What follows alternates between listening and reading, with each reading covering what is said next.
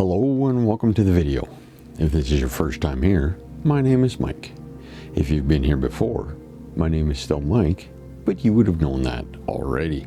So this week I had plans to go out and shoot a couple of small town videos, but we're getting some much needed moisture, and along with that moisture are some high winds. So I have decided to show you a quick behind the scenes of the equipment we use to bring you guys these videos.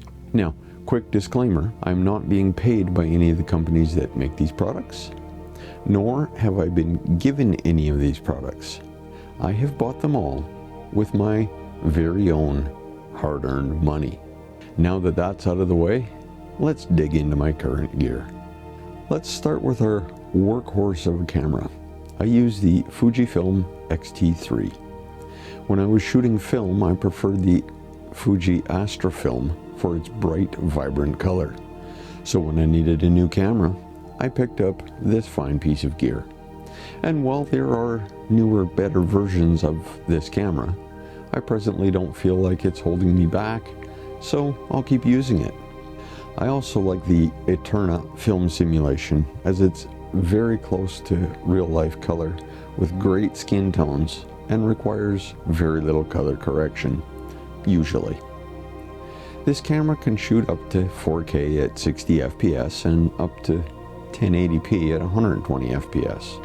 While the autofocus sometimes does have a bit of a seizure, it is, for the most part, reliable. I usually balance the camera on top of the Moza Aircross 3 gimbal. This gimbal, while it does have issues and little things I don't like, it does most of what I ask it to, so it'll stay in my roster until there is something far better to replace it with. Now, I often mount the gimbal atop the ProMaster MPV 432 Plus monopod. I know, heck of a name. It has a minimum height of 57 centimeters or just shy of 2 feet, and a maximum height of almost 2 meters or just about 6 feet. With my gimbal mounted to it and my 6 feet of height, I can effectively reach over 3 meters or 12 feet straight up. This monopod also gives me the ability to create shots that would be impossible in any other way. This is a relatively new addition to my gear, so I'm still learning and perfecting its use. For my aerial footage, I have two solid options. For the majority of my aerial footage, I launched the DJI Inspire 2 with what some would call an inferior camera, the X4S. I feel this is a good camera for my style of shooting. It's not the best that I can get that would work for me, but it came with the bird when I bought it, and it still works flawlessly. Has a global shutter and can shoot 4K 60 FPS, so good enough for now.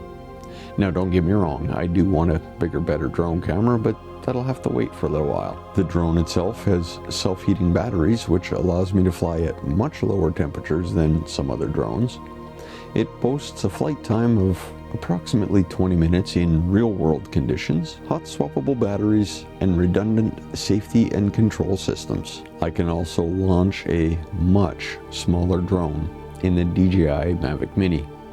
This is the first version of the sub 250 gram 3-axis gimbal drone that DJI released. The Mavic Mini doesn't offer as good as specifications as the bigger drone, but it does offer a little more freedom in certain situations due to weight and price. It has similar wind resistance as the bigger drone, but much less resolution and minimum temperatures. Also only has a fixed aperture and can shoot at 2.7K at 30 FPS. My audio equipment consists of the Zoom H4n Pro and the Saramonic Blink 500, which I'm using for this video. The Zoom H4n is fantastic for capturing the ambient sounds and passing vehicles that I often use in the videos. There are a few issues I have with it, like the lack of 32-bit float recording, but with some careful tweaks I can still get relatively good sound. The Saramonic was bought for a specific project, but now that I have it, I would never get rid of it. I know there are different options out there like the Rode Go and the DJI mic, but this does everything I want it to and still has pretty good sound. It is a wireless system with a manufacturer reported 100-meter range. Not tested the range, but I'd imagine in the real world it would be quite a bit less. So drop a comment if you'd like a review or longer video on any of the specific gear I mentioned in this video. Now, I know this video was a bit more on the technical side than I usually release, so hopefully you still enjoyed it and maybe even learned something. All that remains now is for me to remind you to subscribe if you haven't already. Like the video if you did. Feel free to share it with friends or family members you think may enjoy the video. And remember, you can follow Gradient Imaging on Facebook, Instagram, and TikTok. But until next week, bye-bye.